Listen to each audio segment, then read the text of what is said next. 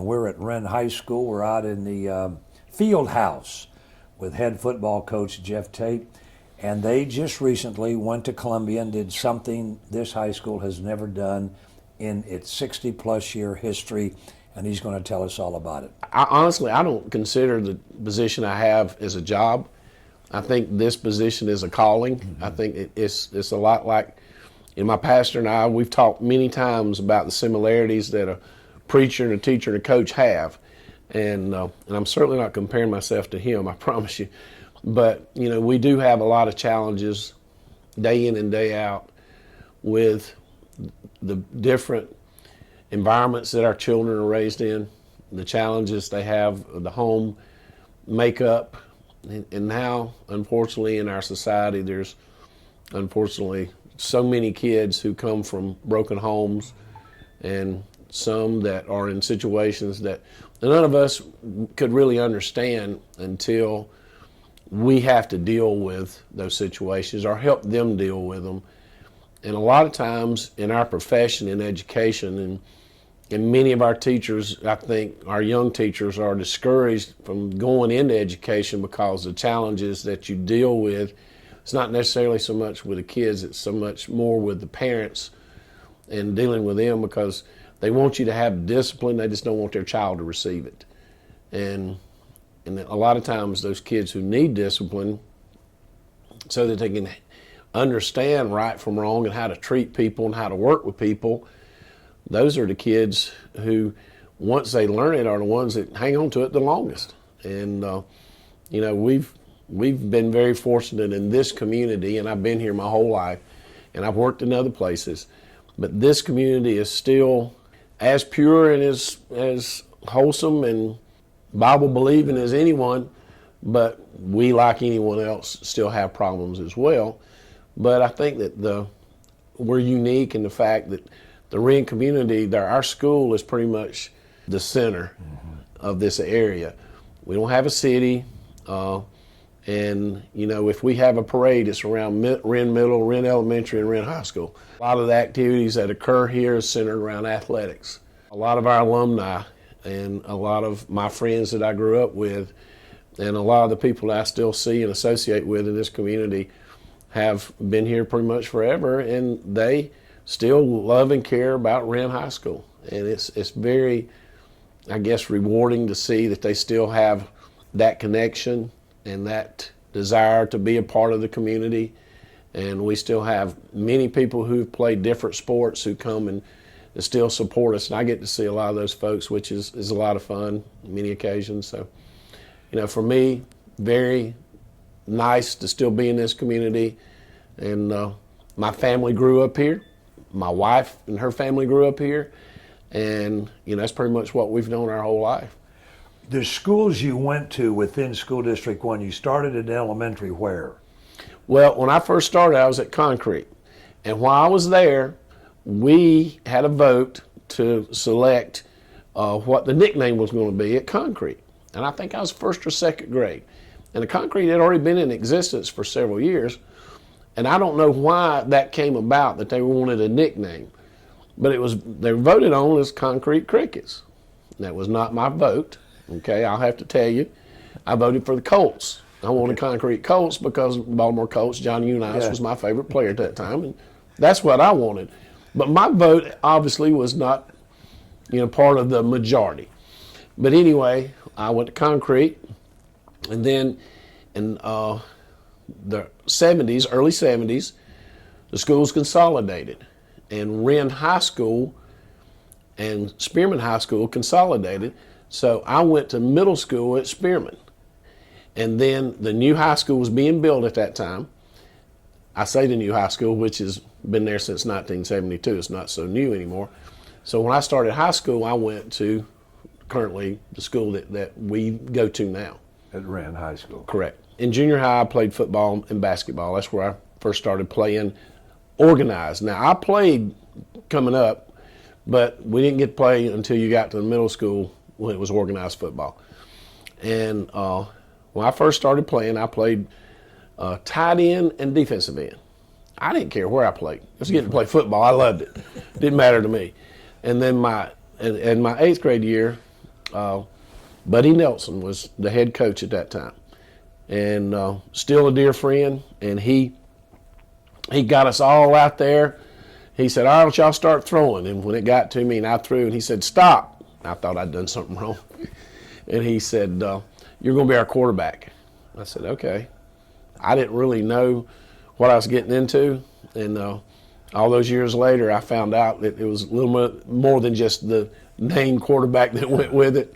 A little bit more responsibility and sometimes too much credit, and on occasions too much blame, but that's just the way it goes if you get to play that position. But it was very rewarding for me because getting to play quarterback gave me an opportunity to use football as an avenue for me to get an education that my parents could not afford.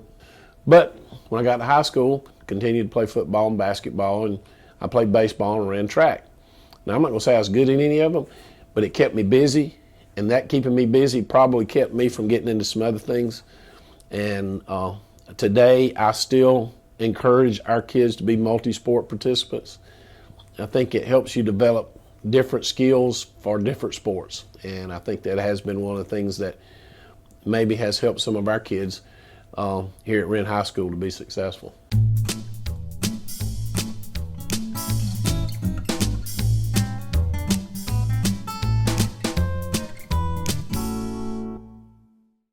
Your first coaching job was where? When I first started, I was at North Central High School in Kershaw County, and Bill Few was the head football coach. Bill was an All-American at Clemson. He had won multiple state championships at different schools. And so I got to work under him or with him for 4 years. After that, I came to Wren Middle and got to work in Anderson District 1 for 16 years. During that time, I coached football and track, and then I went to baseball. In 2000, I went to Spartanburg High School and coached football and baseball there. And then in 2004, I went to Burns High School and coached just football, and which is really what I was. I mean, at that time of my career, that's really what I wanted, to just get to one sport. And in 2008, the position became open, and I had really no intentions of applying. I was assistant head coach there, and my best friend, Chris Miller, was a head coach, and he and I had played ball together and had coached together for several years, and our families are and still at that time and now are still very close, and I had no intentions of leaving, and I kept getting contacted by several different people in this area, and they convinced me to at least listen to and talk to some folks, and I did. So I go home and talk to my wife, and my wife, who is the brains of the outfit, obviously, she said, "Well, let me tell you something. This might be the opportunity that you get to help our school be successful and for our community to have some place to rally around again." At the beginning of 2019, you knew the team, they get together. At that point, did you have any feeling that this was a special team that could accomplish special things? We did. We talked about the number of young men we had coming back that had won 10 games the previous season, and the work ethic that we had witnessed, and it goes back further than that, because the group that we had when we first got back here is who laid the foundation of work ethic. They were great examples and great leaders, and you had a grandson involved in that, and I'm going to tell you, for us, the connection still exists with those players in this group here. When we started this season, we felt like we had some areas of concern, like any team, that we just didn't, we had questions about them. I don't know if it was concern, just had questions. We just had to find some answers to make sure we get the people in the right spot. And then we had to develop some depth. And as the preseason went along, we could tell, we've got a really talented group, because we had scrimmaged till Hannah and was successful, played Gaffney in the Jamboree and was successful.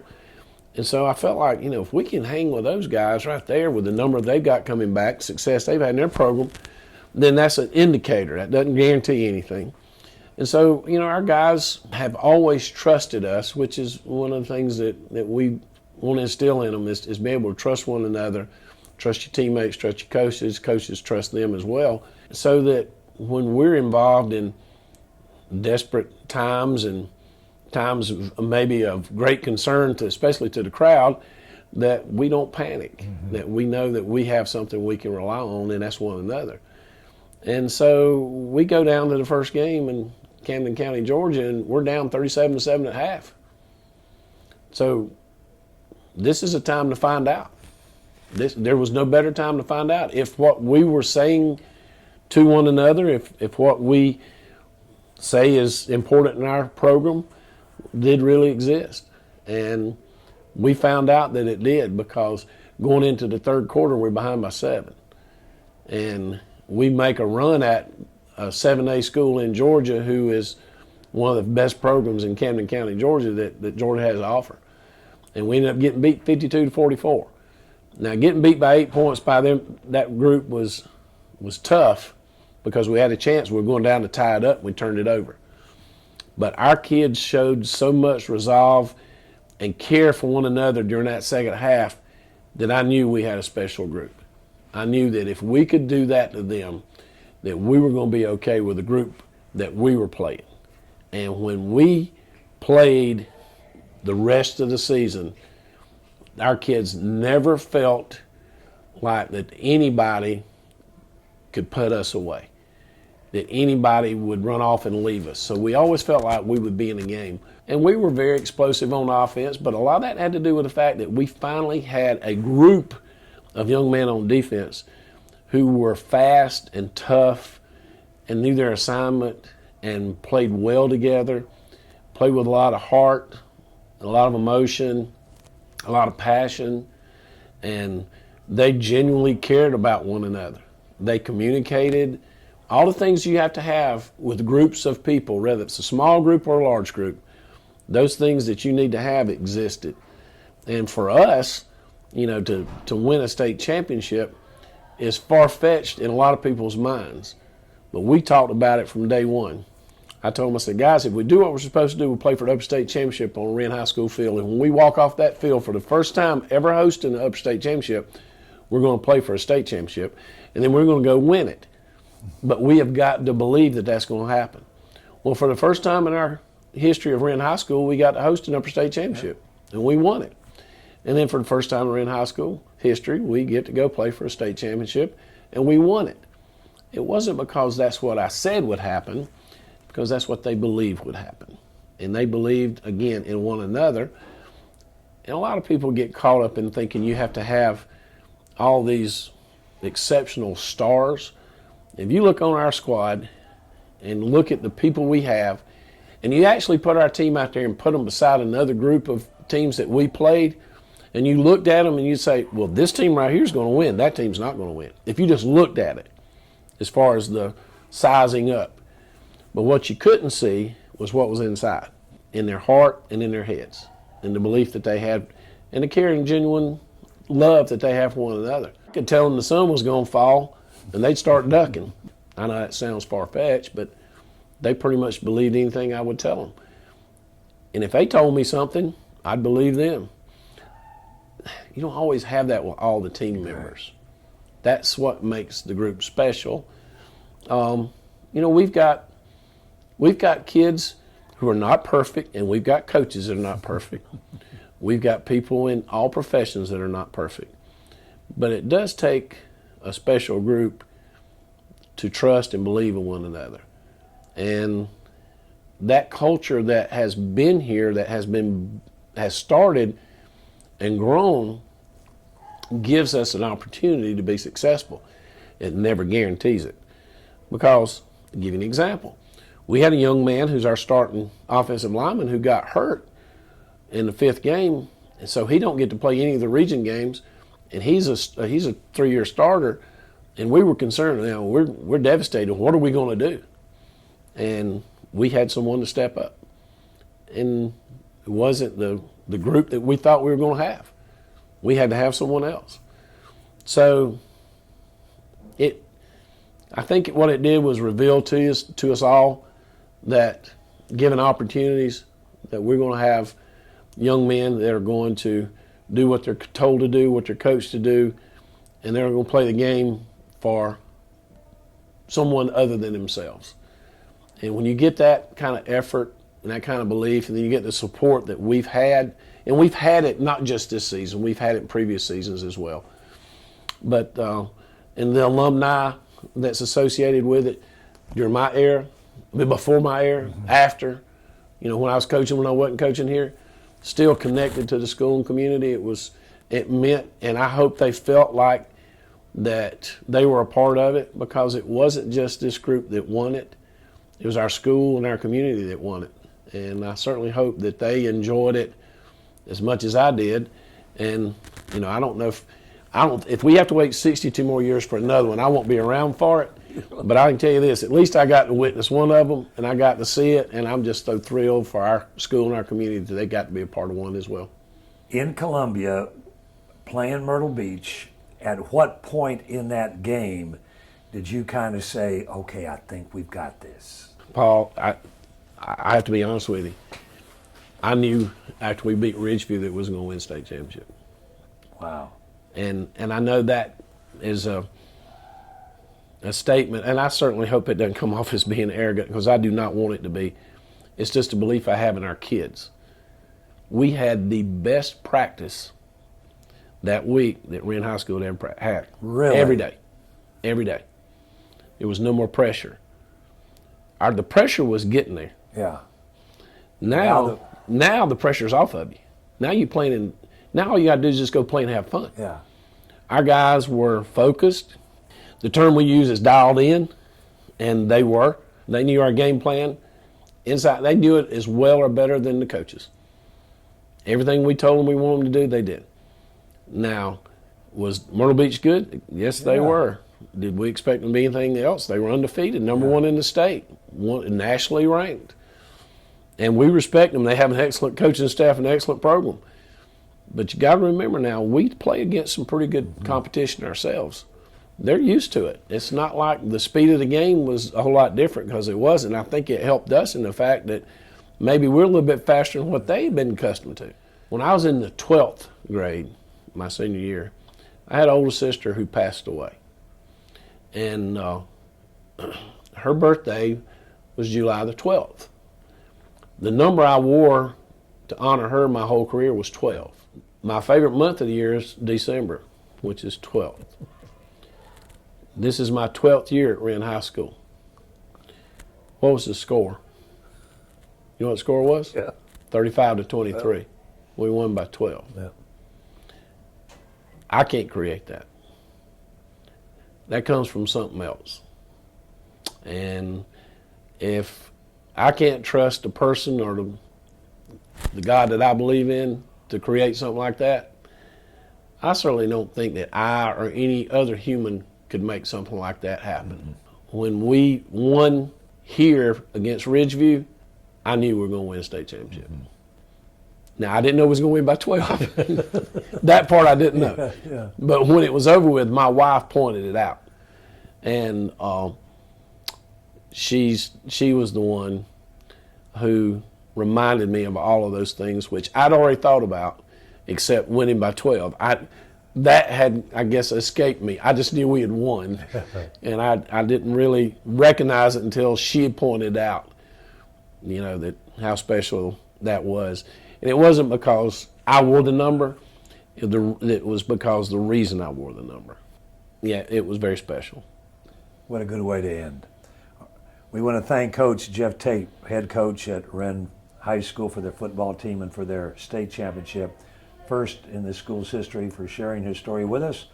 And last but not least, we want to thank you all for tuning in and invite you to be back with us next week, same time, for our next edition of Conversations with Paul Brown. Until then, take care, everybody.